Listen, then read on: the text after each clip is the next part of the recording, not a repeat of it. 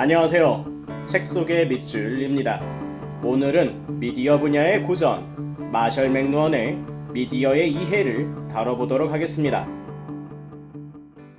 여기저기서 수도 없이 인용되었던 문장, 미디어가 메시지다 라는 말이 나오게 된 원출처가 바로 이 책인데요.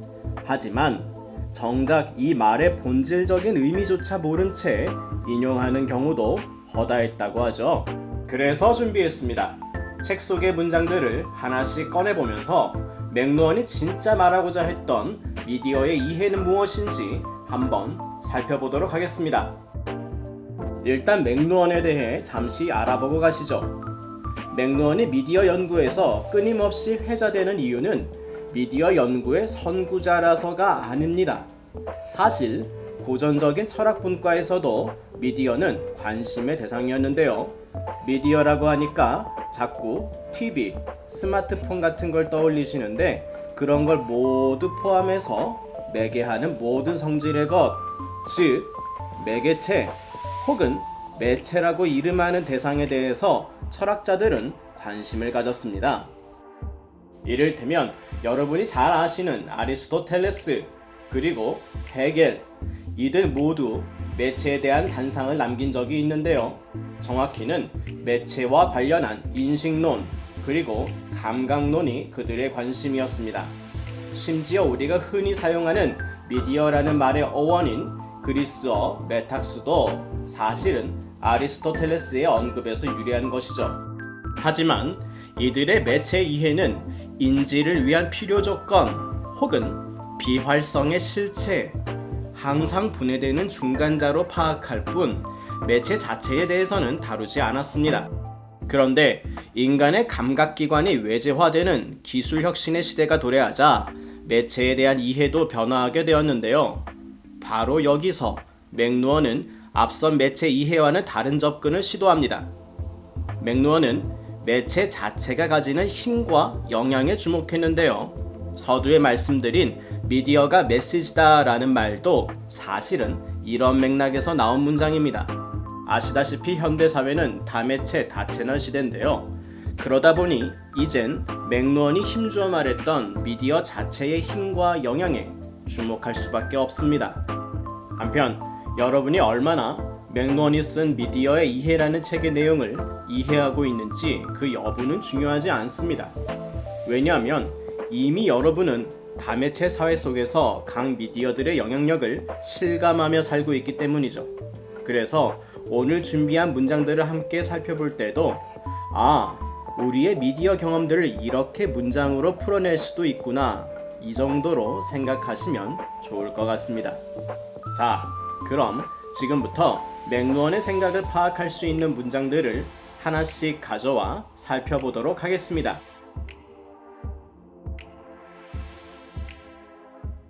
일단 맥루언이 말하는 미디어가 우리가 생각하는 그 미디어가 맞는지 그것부터 따져봐야 할 텐데요. 이 책의 비평판 편집자인 테런스 고든은 서문에서 이렇게 말합니다. 맥루언은 미디어를 인간의 육체나 정신이 확장된 것으로 생각했다. 즉, 옷은 피부를, 집은 인간 신체의 체온 조절 기제를 확장한 것이라고 파악했다.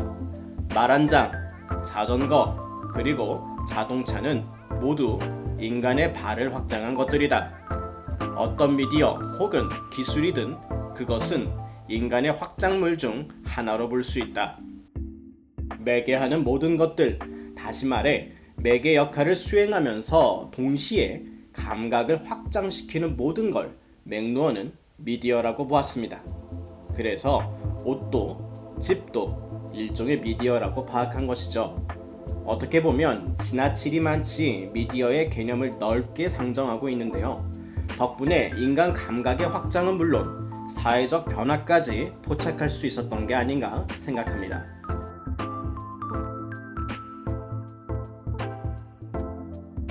다음은 이 책의 대표적인 문장인데요. 그런데 사실 책을 읽어보면 미디어가 메시지다 라는 문장은 눈에 띄게 드러나 있지는 않습니다. 기껏해야 이렇게 등장하죠. 그러나 이 같은 사실은 미디어가 메시지다 라는 점을 강조해 줄 뿐이다. 다시 말해 이 같은 사실이란 무엇을 가리키는지 살펴봐야만 하는데요. 바로 앞 대목을 보면 이런 내용이 나옵니다. 우리가 고찰하고 있는 것은 디자인이나 패턴들이 기존의 과정을 증폭시키거나 가속화했을 경우 초래할 정신적이고 사회적인 결과들이다. 왜냐하면 모든 미디어나 기술의 메시지는 결국 미디어나 기술이 인간의 삶에 가져다줄 규모나 속도 혹은 패턴의 변화이기 때문이다. 여기서 중요한 부분은 바로 미디어가 인간 사회에 규모, 속도, 패턴의 변화를 준다는 것인데요. 이 말을 뒷받침하기 위해서 맥루어는 철도의 사례를 듭니다. 철도는 완전히 새로운 종류의 도시들과 새로운 종류의 노동과 여가를 창조해냄으로써 그것이 등장하기 전까지 존재해왔던 인간 활동들의 규모를 확대하고 속도를 가속화했다. 앞서 살펴봤듯이 매개 역할을 수행하면서 인간 감각을 확장하는 모든 걸 맥루어는 미디어라고 생각했는데요. 철도도 마찬가지입니다. 그런데 이 철도의 등장으로 인간 활동 규모가 확대됐고 속도도 증가했다는 겁니다. 그런데 여기에 부연해서 맥루어는 철도라는 미디어가 운반하는 화물 혹은 내용이 무엇인가와 관계없이 인간 활동 규모와 속도가 바뀌었다고 말합니다. 이때 미디어가 운반하는 물질 혹은 내용과 상관없이 라는 말이 포인트입니다. 감이 오시나요? 맥루어는 미디어 자체가 가지고 있는 힘과 영향에 주목했던 겁니다. 그래서 미디어가 메시지다 라는 유명한 문장이 나오게 된 것이고요. 그런데 어디 철도만 그러겠습니까? 자동차, 비행기 같은 운송수단의 발달, 그리고 전화, 인터넷, 스마트폰 같은 통신수단의 발달은 어떤 내용물을 운반하느냐와 상관없이 인간 사회의 규모와 속도, 그리고 패턴에 큰 영향을 끼쳤습니다.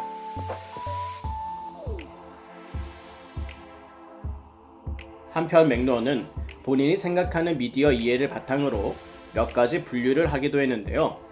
이를테면 핫미디어와 쿨미디어의 구분, 구슬시대, 인쇄시대, 전기시대의 구분이 그러합니다.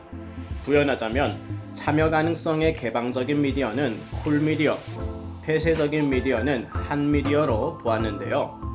이러한 분류에 따르자면 오늘날 미디어는 과거에 비해 참여의 폭이 넓고 다양하니 훨씬 쿨미디어에 가까워지지 않았나 생각합니다. 아울러 구술시대와 인쇄시대를 구분하여 설명하고자 한 맥루어의 접근은 미디어 자체가 사회적 분위기나 추구하는 가치에 얼마나 큰 영향을 끼쳤는지 가늠해 볼 수 있는 발판을 마련했는데요.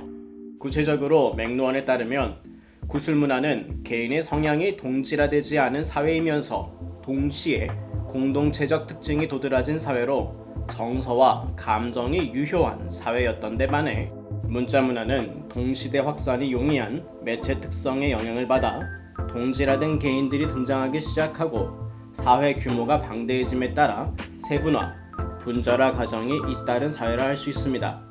그리고 구술문화와는 달리 문자문화 사회에서는 일의 효율과 실용성이 정서나 감정보다 앞서는 가치가 되었습니다. 하지만 1964년 이 책을 저술한 맥루어이 살던 당시 미디어 생태계는 지금과 또 많이 다르기 때문에 맥루어의 분류가 꼭 들어맞는 것도 아니긴 합니다. 대신에 맥루어이 가졌던 미디어에 대한 통찰과 그 관점 자체가 의미가 있으니 우리 시대에 적용해 보는 것이죠.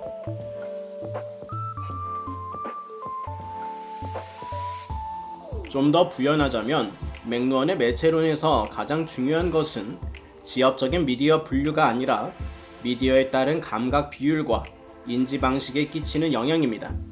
이건 단순히 저 혼자만의 생각이 아니라 맥루어이 이 책에서 밝히고 있는 바이기도 한데요. 해당 내용은 다음과 같습니다. 기술의 효과들은 견해나 개념들의 차원에서 나타나는 것이 아니라 감각 비율이나 지각 패턴을 아무런 저항 없이 서서히 변화시킨다. 미디어와 감각 비율, 그리고 지각 패턴까지 추상적인 용어들만 나열하니 감이 잘 안 오기도 하는데요. 조금 더 설명하자면 이렇습니다. 맥루언이 구분한 미디어 시대 분류에 따르면 구술 시대는 말 그대로 음성 언어에 기반한 문화를 가리키는 것이고 인쇄 시대는 문자에 기반한 문화를 가리킵니다. 그런데 이들 각 문화는 주된 자극 기관이 서로 다르죠. 짐작하시겠지만 음성 언어는 청각을 자극하고 문자는 시각을 자극하게 마련입니다. 그런데 이러한 편향된 자극이 감각 비율의 편향을 가져온다는 게 바로 맥루언의 생각입니다. 조금 더 구체적인 예를 들어보겠습니다. 도서관에 가면 우린 보통 책을 봅니다. 활자로 된 책을 읽으면서 주로 눈을 사용하는데요. 신체 감각 중에서 시각을 중점적으로 자극합니다. 소리를 내서 읽는 낭독을 하는 방법도 있긴 합니다만 도서관에서 그랬다간 한 소리 듣기 십상입니다. 도서관 에티켓에서 이미 드러나듯이 책을 읽는 행위는 다분히 시각 편향적인 행위입니다. 다른 감각을 활성화하지 않아도 무방하다는 뜻이죠. 맥루언이 주목했던 미디어 특성도 바로 이 부분입니다. 문자 발명 이전의 구술 시대와는 달리 문자 활용이 폭발적으로 증가한 인쇄 시대에 들어서서부터는 시각 편향적인 자극 환경이 되었다는 것이죠. 맥루언이 감각 편향을 야기하는 미디어의 영향에 주목했다는 것은 반대급부적으로 편향 상태가 아닌 균형 상태를 지향했다는 뜻이기도 한데요. 맥루언의 매체론에 대해 오랫동안 연구해온 테런스 고든은 분명히 맥루언이 자극 환경의 균형에 관심이 있었다고 밝히고 있습니다.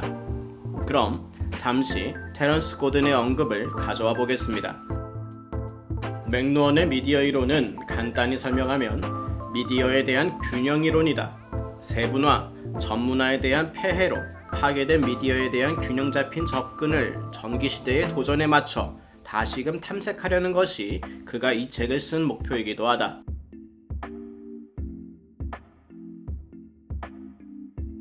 그렇다면 이런 생각이 들기도 합니다. 전 지구적인 차원의 네트워크를 구축한 현대 인터넷 사회에서 미디어 생태계는 과연 얼마만큼 감각 편향을 극복했는가 하고 말이죠. 그런데 이 부분에 대해서는 바로 힘주어서 그렇다고 답하기엔 어려운 점이 있습니다.